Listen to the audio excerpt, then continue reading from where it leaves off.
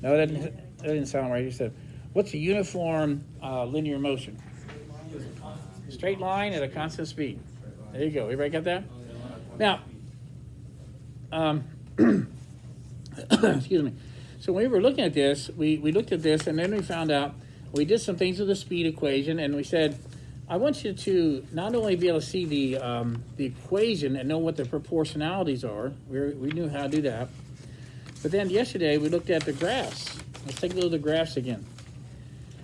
So here's a graphic interpretation. So what if I did an experiment like this, and I know we're going to a certain time, like every 5 minutes, I'll say, how far do we go? Every 5 minutes, how far do we go? And if I did that experiment and got that direct proportionality, I would say, wow, that is a direct proportionality. So I know that there's something constant. Isn't that right? Isn't the slope always constant? And the slope in this case, instead of being in a math class and say, well, the slope is 6, like a math question answer, in this case, the meaning would be, maybe it would come out to be 30 miles per hour. Did I get that? So that means something was constant, and it was 30 miles per hour. And if you think about it, the slope is whatever's on the y-axis divided by what's on the x-axis. And what is d over t? What is d over t? I know, but what is it? What does it equal?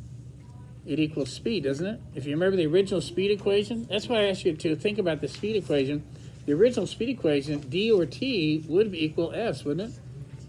And so I know that the slope of this line is speed. I know it's constant, so this must be a constant speed experiment. Now, if I look at this one, if the slope of a distance time graph is speed, then I don't have constant speed, do I? The speed is changing. So that's called non-uniform motion. So, and by the way, if you can just speed up or slow down. If you speed up or slow down, then you're accelerating. It's just that humans like to say, I like it when your speed increases. I like to say the word acceleration. But if your speed decreases, I like to say the word deceleration. But both of them are accelerations. In physics, positive acceleration means you start going faster and faster, and a negative number would mean you would slow down. But they're both called acceleration. All right. What about this graph? How about a speed time graph? What is this telling you? Let's see, at 5 minutes, we were going 30 miles an hour. In 10 minutes, we were going 30 miles an hour. 15 minutes, we're going 30 miles an hour. Now, see, that's a different graph, isn't it? But is that also constant speed? Yes. Yeah. Okay, and this was also constant speed, wasn't it? Okay, so that's what I was trying to get you to do a little bit more than they would do in middle school. I'm not just going to plug numbers in and stuff like that. Okay, now, I also asked you to do this, and this is the last thing we did, and I think the bell is getting ready to ring. Even though I talked about the oil, remember that had a car that drips an oil drop every second? Do you remember that? Yep. And if I go back in the road and I investigate it, physics people don't do that, but they use a special kind of light called a strobe light. You guys, I talked about that, didn't I? Yes. Okay. Now, a strobe light's neat because I only want to see what happens now. And you can set a strobe light if you want. You can do it 10 times a second. It's so bright, it'll go on and off 10 times a second. And so that's, if you've ever been in a room with a nice strobe light, I mean a nice one, you'll see somebody walking, they'll go, and you'll think they're in the movies or something like that. And what it does, what makes it look weird is because I saw you there, and then I saw you there. But the lights were off when you went between there. So it doesn't look like real motion. It looks kind of like funny like that, doesn't it? And if you watch an old movie, a really old movie, that's what it looked like, didn't it? And you know why? Because when they had movies on film, wait, I'm gonna listen. When they had movies on film, they can only film it so fast. And so the machine would come through here, and so the machine would go, they would show a picture, and then you'd see another picture, but you never got to see what happened in between moving from here to here. So it's almost like a strobe light. That's why some of the old movies look like they're doing that. Of course, today we have enough memory and stuff, we can actually, every second, every millisecond, we can tell you what's happening because it looks very fluid, doesn't it? When you watch a movie today, doesn't it look real? And you watch a movie before, it doesn't look as real. All right. Well, anyway, physics people use strobe lights to do some analysis. Today I'm going to do a demonstration where instead of a strobe light, I have a machine, and I know you're not going to believe this, but I'm going to plug it in, and it has a magnet in it, and the electricity makes an electromagnet. No, it doesn't. No. Wait till everybody's ready. So I have this little pin, and underneath it, it's plugged in. It'll make an electromagnet. But what you probably don't know is that batteries have what they call direct current. When I plug something to a battery, the electricity just keeps flowing. It keeps flowing. You see that? But when you plug something in your house on these outlets, around the whole world, the best way to make electricity for a large number of people is called alternating current. Now, alternating current, believe it or not, the electricity is actually shifting. It's actually shifting back and forth 60 times a second. Now, that's hard for us to believe, but when you do AC, alternating current, you can actually transport it long distances, whereas Edison, he wanted to corner the market on electricity, and he wanted to make power plants, and he wanted to make direct current. And the problem is you'd have to have a power plant about every mile to have a lot of people have electricity. One of his employees, Nicholas Tesla, he disagreed. He was trying to tell Edison, of course you didn't tell Edison, you didn't tell him anything. He might listen to you. But remember, he and his factory of scientists, they were churning out inventions all the time. You know, many times a week they had a new, they invented this, they invented that. So it was hard to tell Edison something after you've been that successful. But Tesla thought you should have alternating current, and Edison disagreed. Now, it just so happens that every power plant on the planet that does any kind of big cities or countries, they're all alternating current. So even though Edison was wrong, and one of the biggest power companies in New York, you know anybody in that area? You know what the name of it is? It's called Consolidated Edison, Con Ed. And we have Duke Power here, right? Consolidated Edison, so the Edison Power Company is still around today, and they do alternating current. So it's a neat little story. If you want to read, and I'd even give you extra credit if you want to do a little research on Edison versus Tesla, alternating current. And if you like to do that, if you like reading that stuff anyway, and the only reason I want to tell you that is this machine that I have is kind of simple, because it when the electricity is going this way, it makes the magnet one kind of field, and then it goes back and forth. So the magnetic field shifts 60 times a second. Well, that makes my little pin, there's a little screw thing in here, it goes, doo, doo, doo, doo, doo, doo, doo, doo, doo. See, magnetized, not magnetized, magnetized, not magnetized, and it goes, doo, doo, doo, doo, doo. And so I can actually tell you what's going on every 60th of a second. So I'll show you how that works here in just a minute, and I'll tell you what you're looking at. Yes? Don't speakers work on that same concept? Is what now? Speakers with the electromagnet in the pit. It's not 60 hertz, it's variable frequency. Huh.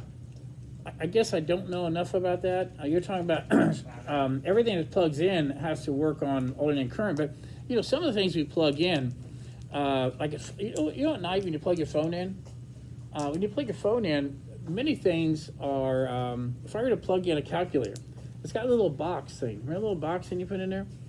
And the box thing actually will step it down. It'll make it so that you can actually put electricity into a little object like that. I'd have to look up speakers about, do they operate on the idea?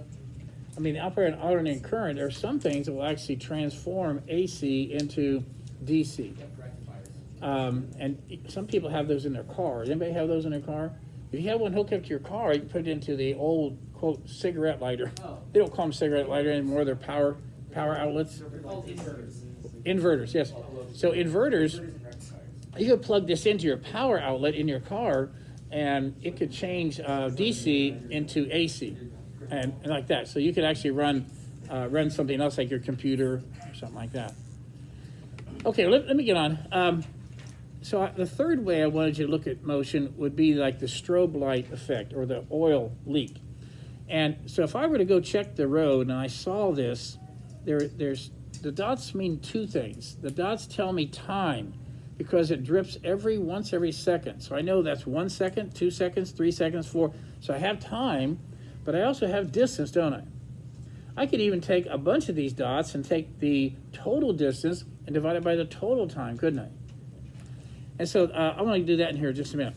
So on this page, we talked about the speedometer. What kind of speed can you get from a speedometer? What kind of speed is that? These are all vocabulary words. What's it called? Instantaneous speed. Now, we're going to use that term later. Instantaneous speed, okay, and then they're going to have average speed. Now, you say, what's the difference? Well, if I'm in a car and I'm moving, I might stop at a stop sign, accelerate, decelerate. And so if I have many speeds, how can I tell you what my speed is? I can look at the speedometer and in an instant, what's my instantaneous speed? But I said, what's my speed coming to school today? You say, what are you talking about? You have many speeds. But I could come up, the best speed I could come up with would be the average speed, wouldn't it? I went faster, I went slower, I had many speeds, but I could do average speed, couldn't I? Okay, and that would be total distance divided by total time, wouldn't it? All right, now I'm not sure how far we got here. I want to move on now. And we did this yesterday, I think. I'm pretty sure we did this. Did we talk about the difference between velocity and speed? Okay, now, for a regular person, you can interchange the word speed and velocity, and people aren't going to say anything. They aren't. They're almost the same. But to a physics person or an engineer or a pilot, there's no way that they're the same thing. And so what happens is, which one is a scalar quantity and which one is a vector quantity? All right, everybody get that? So 30 miles per hour would be called a speed. That's the magnitude. But 30 miles an hour that way, now it's a vector, isn't it? Okay, now here's where it gets a little, this is where the crossover between speed and velocity and acceleration is happening right now. So everybody ready? If I want to have a constant speed, all I have to do is maintain the same speed. Just keep going the same speed. But what if I wanted to have a constant velocity? That's a little more difficult. Constant velocity means I've got to have a constant speed and constant direction. See that? And so this car, I love this drawing. The car, the people, you're talking to them on the phone. Hey, how fast are you going? 30 miles an hour, 30 miles an hour, 30 miles an hour, 30 miles an hour. 30. He has constant speed, doesn't he? Does he have constant velocity? So, why wouldn't he? Because velocity has two parts to it. It has speed and direction, doesn't it? And you have to maintain that. And they're not doing it. He's going in this direction, then he's going in that direction, then he's going in that direction. So his direction is constantly changing. That is a change in velocity. Now, what's the definition of acceleration? It says right here, change in velocity. So there's how many ways can you accelerate? If I'm in a car, what's one way to accelerate? You said gas pedal yesterday, I think you did, didn't you? Mm-hmm. I would accelerate because I was changing my velocity. What if I put on the brakes? That's acceleration because I would change my velocity. What about if I were to turn a curve? What if I ran a curve? That is also acceleration because I changed the direction component of velocity. I have to keep looking at you, okay? Because that's going to seem strange to you to say, so this car, even though it keeps going 30 miles an hour, it's actually accelerating. But not accelerating in the direction it's going in, so it doesn't go any faster. All right, and then this little drawing here where it shows the car going over the hill, that's the same thing, is, watch this direction, watch. See how the direction is changing? So that's the acceleration too. A lot of rides at amusement parks and things like that, people were okay with a constant speed ride, but that's not why they paid. They really want to go, what gives them the thrill is acceleration. So how can the roller coaster people do that? I can change your speed, go real fast, make you go faster and faster, or what else can I do? I can also, a lot of curves and turns, see that? And those kind of things, acceleration is where we get that feeling of thrill. All right. Oh, I know, I forgot something. So the mathematical equation for acceleration would be A equals delta F over delta T. Now, how do you find delta anything? How do you find a change in anything? If you were in math class and they said, what's delta Y? Or how do you find slope? Did they say delta Y over delta X? Or did they just say Y2 minus Y1? Is that what they did? Okay. So here's a math teacher. Y2 minus Y1 over X2 minus X1. And that's called delta Y over delta X. Now, delta means change in. And just so happens that in our system, if you want to find a change in something, you take the second value and subtract the first. I went to school $5. I came back with 8. What was my delta dollars? Let's see. 8 minus 5 plus 3. I must have gained $3. Hey, I went to school $12. I came back with 2. What's my delta dollars? Second amount, 2 minus 12 is negative 10. Delta dollars was negative 10. I must have lost $10 that day. Hey, look at me. I lost you on that. It's the second value minus the first value. And math teachers don't have time to teach you that. They just said, do what I tell you. And no, I'm just kidding. I like math teachers. But what they really mean is y2 minus y1 really means take the second y value and subtract the first. Why? Because that tells you the delta y value. Any of you plan on taking calculus next year? Okay, now, if you take calculus, I don't know if pre-calculus does that. Does pre-calculus do anything like delta y over delta x? I think so. Oh, you do? We do. Okay, well, all right. So, by the way, delta y over delta x would be like a slope, wouldn't it? And if you're in calculus, here's what they do. In calculus, they look at lines like this. They might be a line that's curved. And they say, well, what's the slope of that line? And he said, silly, a curved line has an infinite number of slopes. But they could ask this question. What is the slope of the line at x equals 3? Well, what they're looking for is a tangent. They're looking for the slope, the tangent slope at that point. It's almost like instantaneous. You get it? And when they're doing calculus, sometimes you'll do things like that, delta y over delta x, that kind of thing there. Okay. So, do you understand how to use the equation? Now, here's what's going to mess you up a little bit. As we get into the harder section called acceleration, you're going to think, oh, come on, this is so easy. It's so easy. And it's not. And I'll tell you why. Okay, ready? 3 meters per second. 3 meters per second might be the change in my velocity. And it happened in a period of 1 second. What is 3 meters per second divided by second over 1? It gives you 3 meters per second squared. And you say, what are you talking about? Yeah, see, if I say, what kind of units would you have for speed or velocity? Maybe you'd have 3 meters per second. You see that? There's 1 distance unit and 1 time unit. That tells me you're talking about speed or velocity. Okay, I don't know what the direction is. But when you come down here, what if you get something like this? 5 meters per second squared. What are you talking about? What do you mean? For acceleration, you have to have 1 distance unit and 2 time units. Now, if you look at an old book, you look at an old physics book, they go like this. They would write it as 5 meters per second per second. 5 meters per second per second. What the heck is that? That's acceleration. Now, I'll tell you what messed me up when I first said, and I got this little hint from somebody, it really helped me a great deal. If you ever, here's another acceleration, okay? 6 miles per hour second. That's an acceleration. How do I know? It's got 1 distance unit and 2 time units. I didn't say the 2 time units had to match.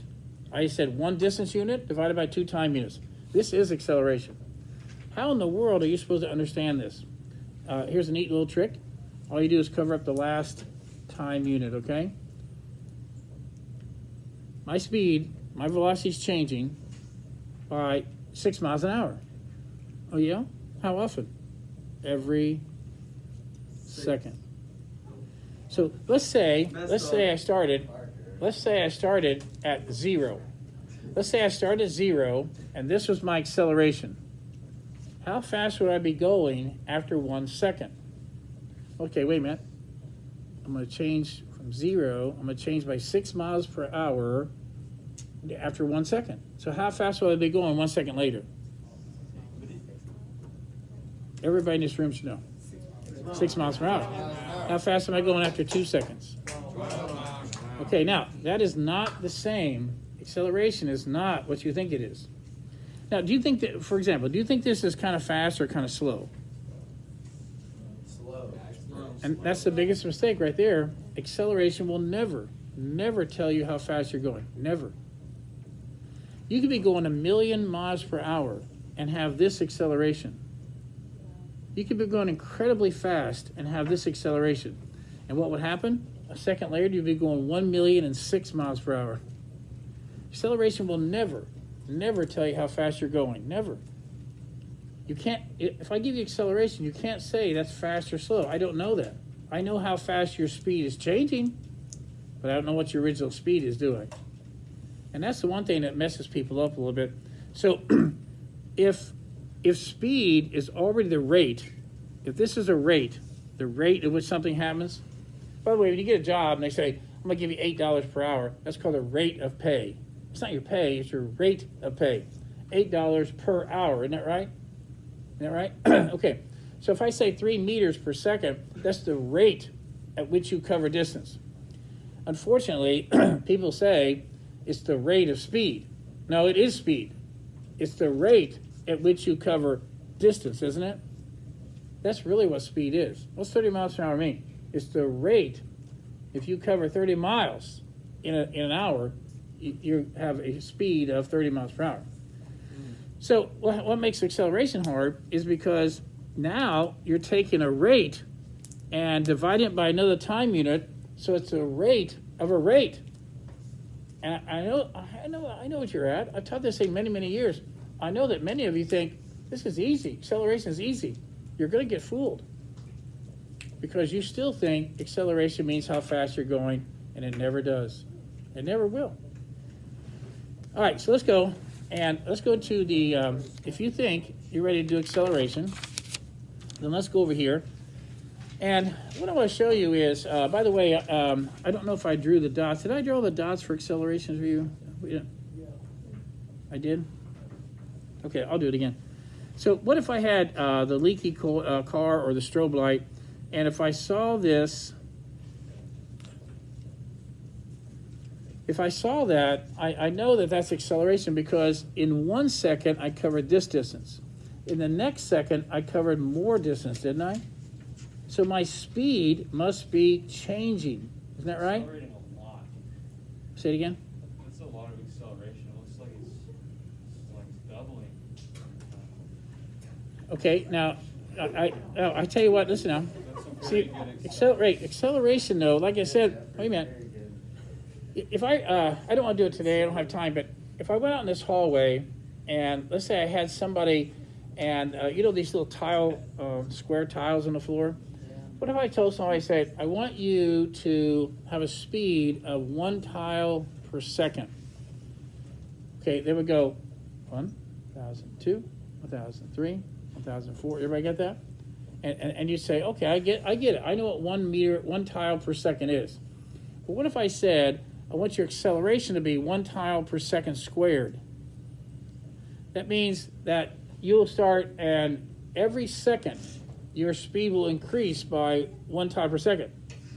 So the first second you cover 1 tile, but the next second you have to cover 2 tiles, and then you have to cover 3 tiles.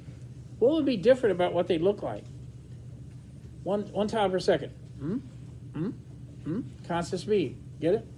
What's constant acceleration look like? Not like that. You go, whoa, whoa, whoa. Matter of fact, you couldn't keep up with it. If I had somebody do it in the hallway and do that, they wouldn't be able to do it. First couple seconds there, you gotta go ready. When I go, you gotta be at tile number 1. Then you gotta be at tile number 3, see? And then all of a sudden, so acceleration is really something different. And so there's acceleration. What would this be? What would this be called right here? What about this section right through here? Deceleration. Negative. Or negative acceleration. Same thing. All right, now, what I want to show you is a graph. Let's go to the graphs. Can you close that door for me, please? Thank you. It was cute for a while. All right, so now, what I'd like you to do is take a look at this graph here. Take a look at this graph right here. And if I said, analyze that for me, what do you think was going on during this experiment? You say, well, let's see, let's just make up a number. Let's say it's 2 meters per second squared. Let's say the acceleration was 2 meters per second squared, and that was after 5 seconds. After another 5 seconds, it would have been 2 meters per second squared, 2 meters per second squared. Now, that means that he had constant what? Careful what you say. Okay, now be careful. It's true, constant acceleration. Now, what would this graph look like? What would the speed time graph look like? Keep going up and up and up. Right. If you have constant acceleration, your speed will keep increasing by the same amount every second. And so if after 5 seconds you'd be going this fast, but after 10 seconds you'd be going this fast. See that? And so here's what's neat. What's constant about this experiment here? Slope. What's the slope on this one? Whatever's on the y-axis, delta, and I can use speed or velocity. I'm going to use velocity here. Delta V over what? Over T, right? What is that a definition of? What is that a definition of? Something's constant. The slope is constant, and whatever that ratio is constant. What is that a definition of? Speed. Right? Speed over time. Somebody said it. Acceleration. So what is this a graph of? Constant acceleration. What is this a graph of? Constant acceleration. Now again, some of you don't like that because you think acceleration means how fast you're going. It will never mean that. Never. Acceleration will never mean how fast you're going. Never. It's how fast your speed is changing. You could go 1,000 miles an hour. 1,000, 1,000, 1,000. That's pretty fast, right? What's your acceleration? It's 0. It's 0. What? Wait, I thought acceleration was how fast you... No. No, it's constant. It's constant. It is, and when you have... Yeah, if you have... Yes, go ahead, Ben. So if you were going from 0 to 30 miles an hour. Wait, I can't hear. If you were going from 0 to 30, and then. All right, wait a minute. From 0 to 30. So 30 is my second speed. 0 is my first. And how much time? And then, well, no, I was thinking, and then if you went from 30 to 60, would you have to accelerate more? Okay, now be careful when you say accelerate more. If I go from 0 to 30 in 1 second, and then I go from 30 to 60 in the next second, is my speed constant? No way. Is my acceleration constant? Yes. My acceleration was 30 miles per hour per second. I had constant acceleration. That made my speed increase by the same amount every second. And it was at the same time, So please, too. as long as you trust me and I tell you, you have to fight this a little bit. Acceleration is not exactly what you think it is. Then I think you'll pay attention. Okay, hang on. Now, I want to get to some of the good stuff here after I get the graphs here.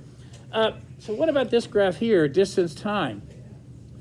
Remember, distance time graph, the slope always tells you about speed, doesn't it? So what's my speed? I had that speed. My speed went higher. But then you have that speed. It went higher. Then It went higher. And see how it's smooth? My speed went higher by a constant amount. And so if you change your velocity by a constant amount per time, that's called constant velocity. All three of these are called constant acceleration. I'm sorry. Constant acceleration. I said the wrong word. All right, what do you think? I think it's okay. I want you to think about this because it takes a little effort to think about this kind of stuff. Now, what I want to show you, and then I'll get to my demonstration here in a minute. The Earth, we have this Earth, and you've heard about this before, this thing called little g, or Earth's gravitational constant. But most people, they don't understand that. And so if someone said, hey, did you study little g in physics? And they'll say, what's little g stand for? And I know what you want to say. What you want to say is gravity. Oh, Yeah, no, wait now. I'm going to help you a little bit. It's so easy to look at that G and say gravity is the first letter of the word gravity. The pull of the Earth on you or any object, if you want to call it the pull of gravity, if you want to, it's really the pull of the Earth, isn't it? The pull of the Earth on that pin is not little g. The pull on this pin is called weight. How much is the Earth pulling on this object? That's called your weight. It's a force, isn't it? But guess what that force does? That force causes the object to change its speed. The force causes the object to change its speed. So what is little g? Little g is called Earth's gravitational constant. Now, big mistake that people make. And I don't have time to. I am going to show you. I'm going to show you this. I just won't do it till Monday. In a vacuum, a feather and a bowling ball, they will hit the ground at the same time if released at the same time. If I ask you to write a short essay, why does a bowling ball and a feather in a vacuum hit the ground at the same time? A lot of you are going to say, no air resistance, no air resistance. Okay, there's no air resistance, okay? I get it. Now, I understand, no air resistance. Now, tell me why they still hit the ground at the same time. Well, because I know why. The Earth must pull on them the same. And that's a big mistake.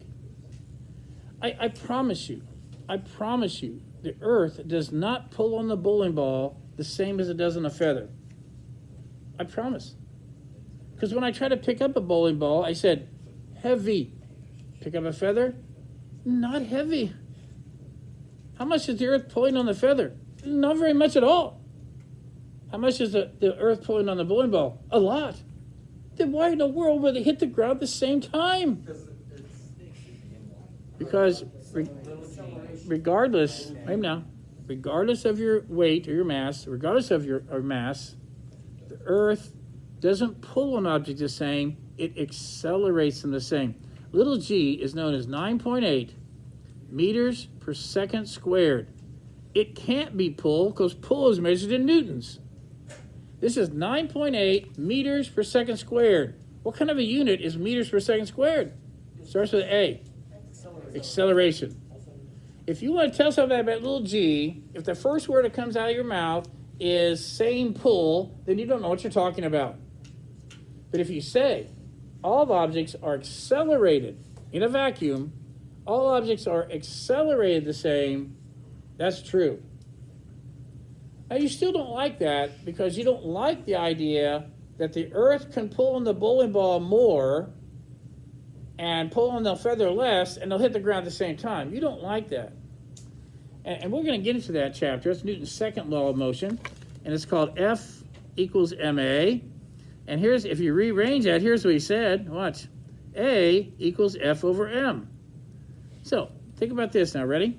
You know why it's so hard to explain this? Because it's a ratio thing. How many times did I talk about that? Humans have trouble with ratios. So watch. Here's a feather. Hey, feather, how much does the Earth pull on you? A little bit. Hey, how much mass do you have that needs to be accelerated? A little mass.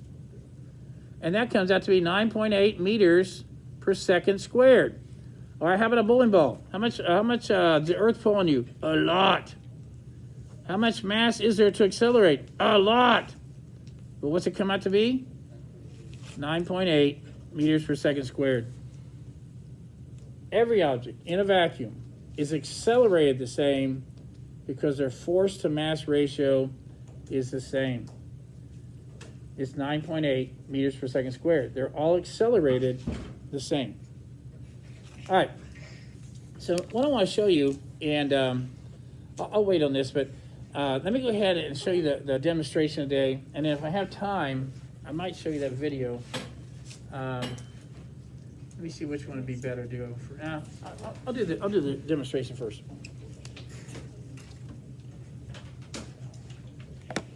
Okay, so what I'm gonna do, and later when we get some of these chapters done, I'm gonna stop and let you guys design some of your labs. So we're gonna do about 3 chapters on motion, and then I'm gonna stop and I'll say we're gonna have about 3 days, and you guys can design an experiment that has to do with acceleration or free fall, or we'll do these things. We have little projectile launchers, and you can do an experiment with that too. Okay. But we gotta cover some chapters here now. What this device is. Everybody see this? It's just really an electromagnet, and then I have this. It's a piece of carbon paper, and you know, I grew up. I knew what this was a long time ago. If you ever want to make a copy of something, you would have carbon paper. So if you put something in a typewriter and you typed it, it would hit this carbon and make another copy for you on another piece of paper. And that's the old-fashioned way of making a copy before they had copy machines. So carbon paper is got ink on it, and I'm just going to put that right there. Now what I do is I went to the store, special store. It's this is toilet paper for narrow-minded people. And hey, I'm sorry. You can think about it. You can think about it. I'm sorry. It's kind of funny. I'm sorry. Hold on. Toilet paper, I think it's there. What's toilet? So what do I do? I'll take this on here. And then I'm going to put it through the machine. When we do the experiments on this, I'll show you how to use it again, just in case. But this is just one way to study motion. Now what I'm going to do is I'm going to start the car up, and then I'm going to move there so it doesn't fall on the floor. And I'll catch it. And then we'll look at the dots. Okay? We'll see what's going on. And here's the machine.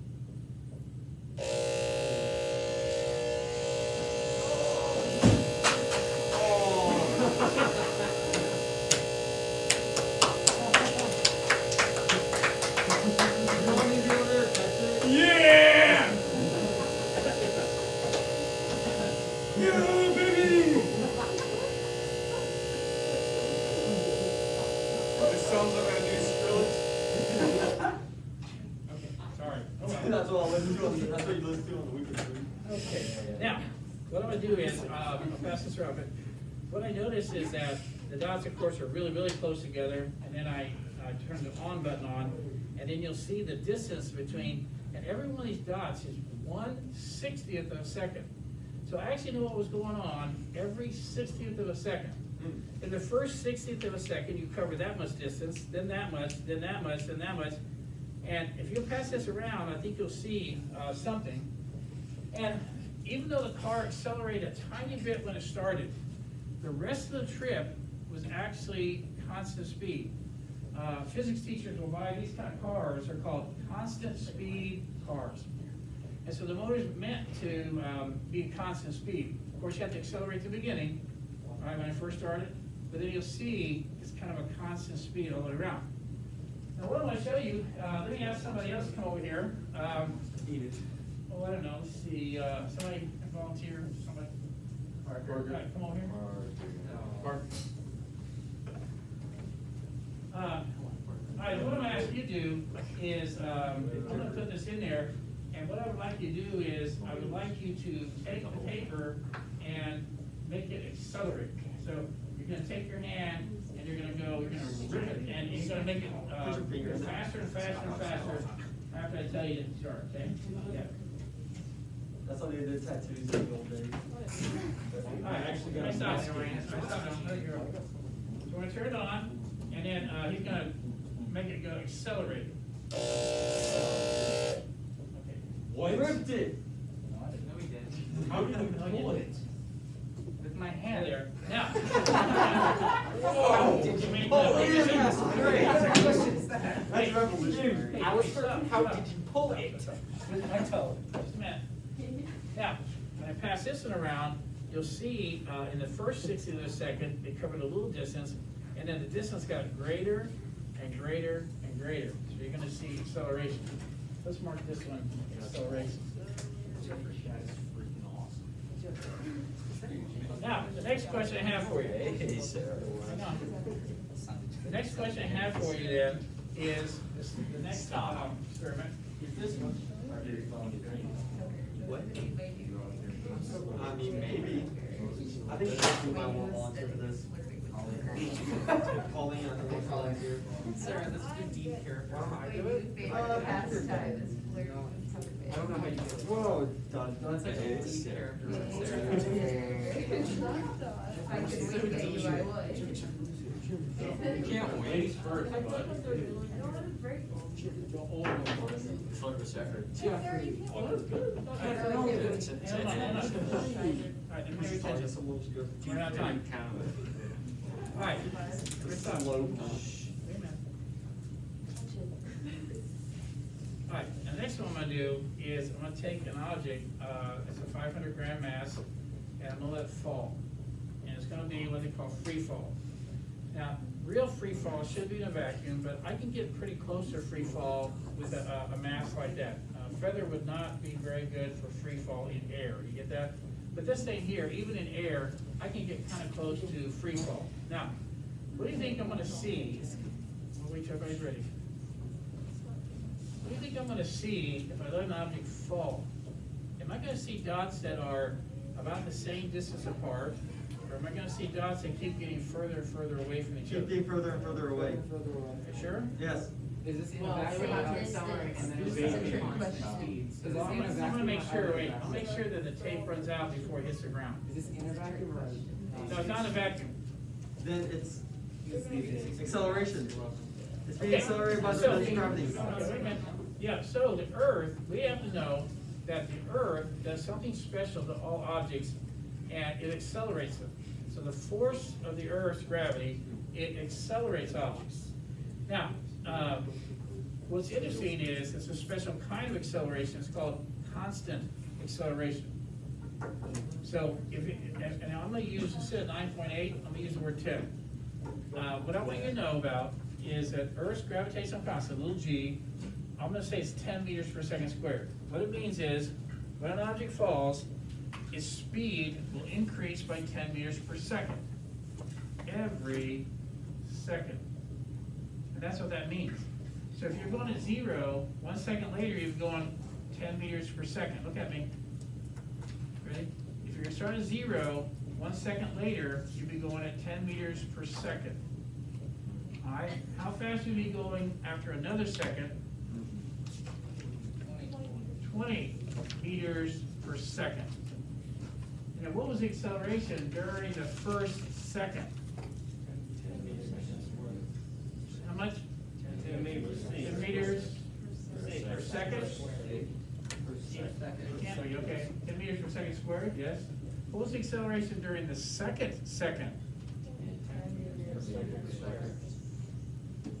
10 meters per second squared. So we had constant acceleration, not constant speed. Let's go ahead, I'll do one more.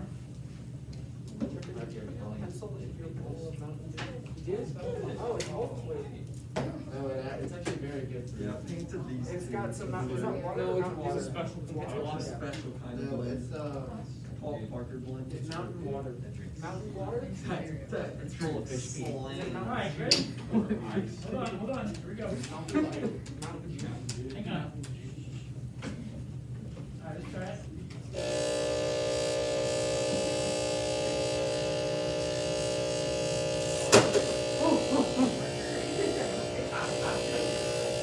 Oh, bad.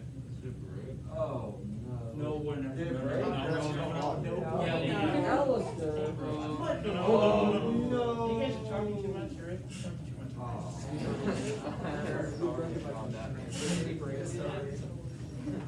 I always. Sorry. What? What'd you say? I'm trying to do one more. Disgusting behavior from me. Absolutely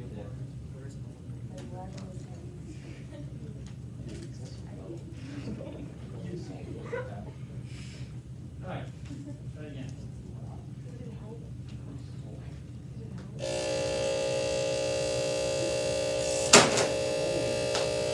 Did you just break the? What the flip flop? Oh. You want to break it? Well, no,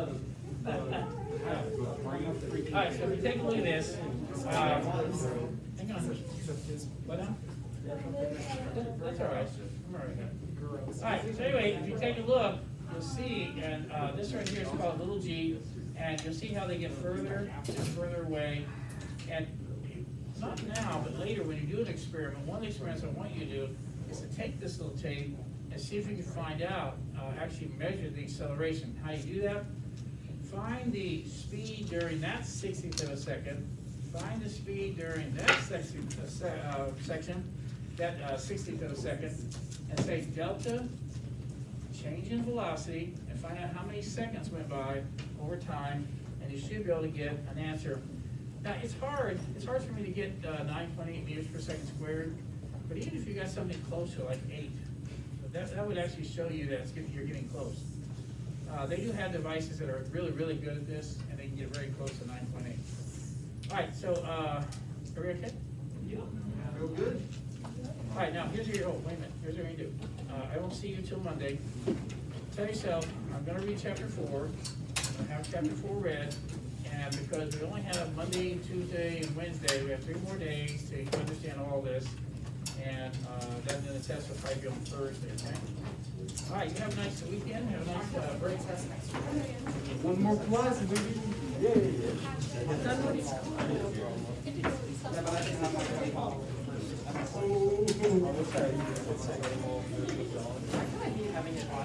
Like, it's nice, but like, the whole day before it is a slog, because I have the history first, and then every class after history first.